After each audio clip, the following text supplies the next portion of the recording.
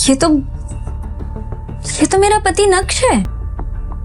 आप होश में तो हैं इनका मैम, ये क्या बकवास कर रही हैं आप? मिस्टर मल्होत्रा, मैं पागल नहीं हूँ जो अपने पति को नहीं पहचानूंगी। मैं बिल्कुल सच कह रही हूँ। ये मेरा पति नक्श है। ये मेरे घर पर घर जमाई बनकर रहता है। अनिका मैम, सोच के बोलिए, कुछ भी मत बोलिए प्लीज। आपको पता है कौन है? ये हमारी कंपनी के सीईओ है। आपके और हमारे जैसे लोग इनके नौकरी करते हैं, तो ये आपके पति कैसे हो सकते हैं?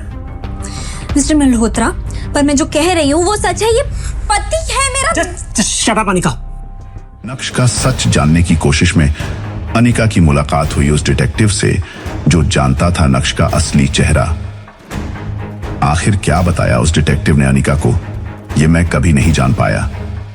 मेरे मन में बचे थे बहुत से सवाल। क्या यह नक्श वही नक्श है जिसके सामने दुनिया झुकने को मजबूर है, या फिर उसका कोई जुड़वा भाई, या फिर शायद ये एक शतरंज का खेल है जिसमें हम सब सिर्फ प्यादे हैं और राजा नक्श भानुशाली है। खैर, जो भी हो, अनिका और मेरी नजरें उस दिन के बाद से नक्श के हर कदम, उसकी हर चाल पर टिकी हुई थी।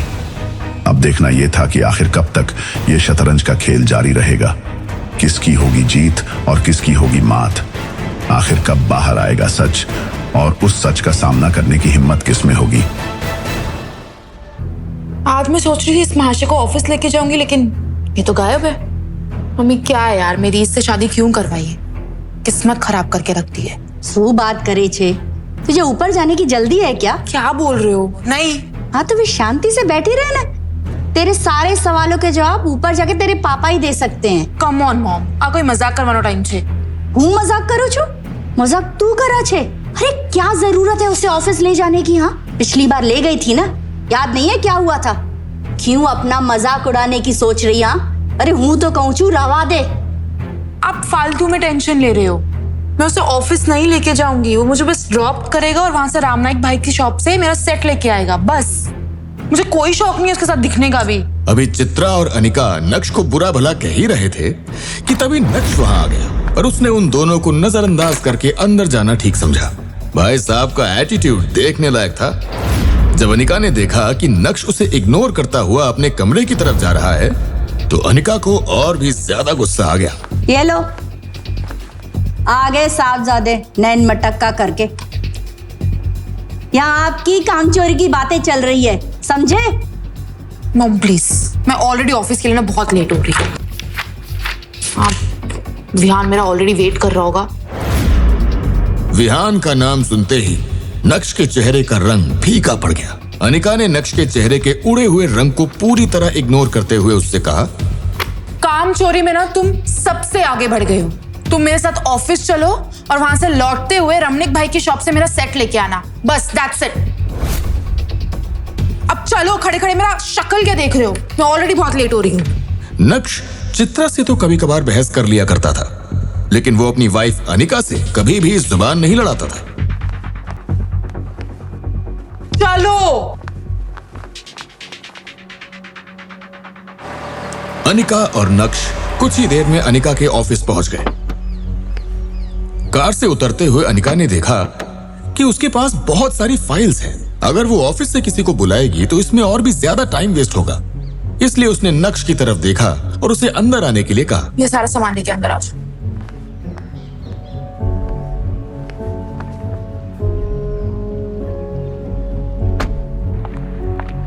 अनिका जब अपने कैबिन में पहुंची तो उसका दोस्त और बिजनेस पार्टनर विहान बजाज पहले ही वहां बैठा उसका इंतजार कर रहा था।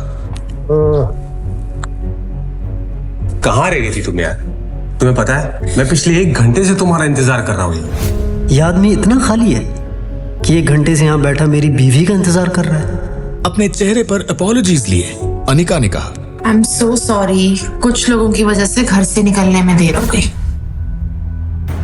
अनिका की बात सुनकर विहान के 1 घंटे इंतजार करने की शिकायत एक पल में ही गायब हो गई और वो बस मुस्कुराते हुए अनिका को ही देखे जा रहा था।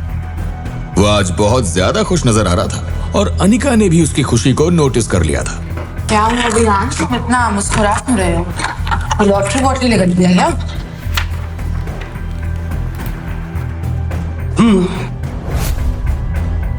कुछ ऐसा ही समझ लो। अब तुम्हारा आना किसी लॉटरी से कम है क्या? विहान भाई साहब, आप भूल रहे हैं कि ये ऑफिस है और दोस्ती की एक सीमा होती है जो शायद आपको कायम रखनी चाहिए। बीच में मत बोलो। विहान तुम क्या बोल रहे थे, मैं कुछ समझी नहीं। विहान समझ गया था कि अनिका उसकी बात से थोड़ी अनकंफर्टेबल हो गई है, इसलिए उसने झट से बात बदल दी और बोला, खैर छोड़ो ये सब बातें यार। ये बात इंपॉर्टेंट नहीं है कि मैं आज इतना खुश क्यों हूं, बल्कि ये इंपॉर्टेंट है कि मैं आज तुम्हारे लिए एक स्पेशल गिफ्ट लाया हूं, just for you. Tada, necklace, a rare diamond necklace. ये तुम मेरे लिए लेके आए हो? अनिका नहीं जानती थी कि नक्श भानुशाली खानदान से ताल्लुक रखता है। भानुशाली ग्रुप रेयर डायमंड के बिजनेस में भी है, और क्योंकि नक्श भानुशाली ग्रुप का हिस्सा रह चुका था, इसलिए उसे डायमंड की अच्छी खासी परख थी। ये तो रेयर डायमंड नेकलेस का कॉपी है। एक्चुअली अनिका, ये ओरिजिनल नहीं, फेक है। तुम चुप रहोगे? कितनी बारी बोला बीच में मत बोला करो।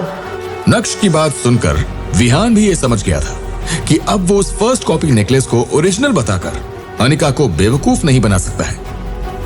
हाँ, ऑफ कोर्स ये हार रेयर नेकलेस तो नहीं है, पर है असली हीरे का। बस इसकी क्वालिटी ना रेयर डायमंड से थोड़ी सी कम है, बस थोड़ी सी। पर यू नो व्हाट, जिस दिन मुझे रेयर डायमंड मिल गया ना, मैं उसे तुम्हारे लिए जरूर लेकर आऊंगा, एंड दैट्स माय प्रॉमिस। वैसे विहान भाई साहब, मजाक अच्छा कर लेते हैं आप। क्या है ना, जिस रेयर डायमंड नेकलेस की आप बात कर रहे हैं, वो पूरे इंडिया में सिर्फ 10 पीसेज हैं।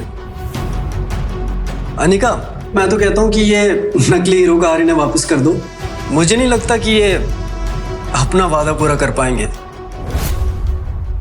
आज अनिका को विहान की हरकत से ज्यादा इस बात पर हैरानी हो रही थी कि अचानक नक्श के अंदर हर बात का जवाब देने की हिम्मत कहां से आ रही है। तुम चुप रहोगे? अब पोल तो उसकी खुल चुकी थी, तो वो करता भी क्या? शांति से चुप बैठने के अलावा उसके पास करने के लिए और कुछ भी नहीं था। पर इस वक्त अनिका के पास विहान को दिलासा देने के अलावा और कोई चारा नहीं था। अनिका की कंपनी ठीक से चल नहीं रही थी और अपने लॉसेस से उभरने के लिए उसे विहान जैसे बिजनेस पार्टनर की बहुत जरूरत थी। तो क्या हुआ अगर ये कम क्वालिटी वाला नेकलेस है? तो ये तो जाहिर सी बात है ना कि हर कोई उस नेकलेस को अफोर्ड नहीं कर सकता, राइट? और जहां तक कि मुझे याद है, पिछले साल उनमें से एक हीरे वाले नेकलेस की नीलामी हुई थी, जो कि शायद 1 से 1.5 करोड़ में बिका था। मुझे ये तो नहीं पता वो हीरे के नेकलेस को किसने खरीदा था, लेकिन विहान, तुम्हें कोई रेयर डायमंड वाले नेकलेस की लाने की जरूरत नहीं है। This is equally beautiful. मैं इसे अपने शोकेस में रखूंगी। अनिका की बात सुनकर तो विहान के जैसे तोते ही उड़ गए। इस हार को खरीदने में ही उसे पसीना आ गया था। देखा जाए तो विहान की महीने भर की कमाई उतनी कम भी नहीं थी, लेकिन असली रेयर हीरे का हार खरीदना कोई हंसी खेल थोड़ी है। भूल जाओ बेटा विहान, अनिका को इम्प्रेस करने के चक्कर में कंगाल हो जाओगे, कंगाल।